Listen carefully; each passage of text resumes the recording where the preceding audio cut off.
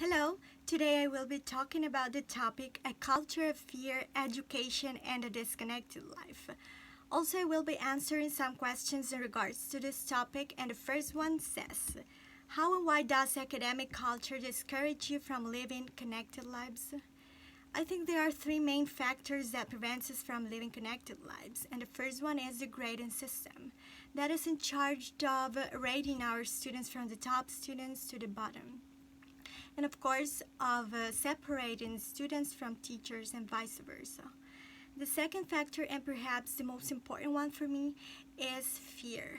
Students fear as well as teachers do, and they have that fear of losing their jobs, of losing image in the face of students, or losing their status among their co-workers.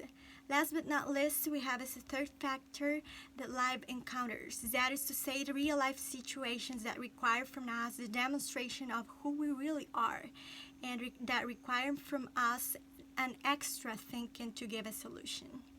That leads us to the second question that says, do you recognize fear in your students or in you? In my situation as a student teacher, I do recognize the fear in my students whenever I enter the classroom. And I see that they are afraid of volunteering themselves or participating or asking questions because of the fear they have. And in my case, I recognize my fear of failure. To have that my students going to their houses with that negative mindset that they didn't learn anything from me, or that the class was not so productive as they expected to be. The third question is, what are the manifestations of a student's fears, of your fears? My students manifest their fears, for example, in speaking activities, that is to say, a role play situation, when they will never volunteer themselves because of the fear they have of the judgments that someone else will make, and they don't participate if they are not chosen or pointed at. And in my case, I manifest my fears through anxiety that an activity will not work the way I planned it or I expected, or that students will not understand the instructions and they will make a mess in the classroom, or the anxiety that I will lose this trustworthiness that somehow I have created with some students, so if I don't give a satisfying answer to their doubts. The next question says, to what extent, to what do you most often attribute the source of your fears? And I attribute the source of my students' fears to the lack of confidence they have, or the fear of the judgments that others will make upon their performance. For example, they think that someone else will judge their grammar, their pronunciation, their intonation, etc. And they are basically afraid of showing who they really are and what they really know. And of course, there are some other factors that are beyond their control. For example, if they are being marginated, or if they're having problems at home, or if they are retaking the subject for the second or third time, or low self-esteem, and so on.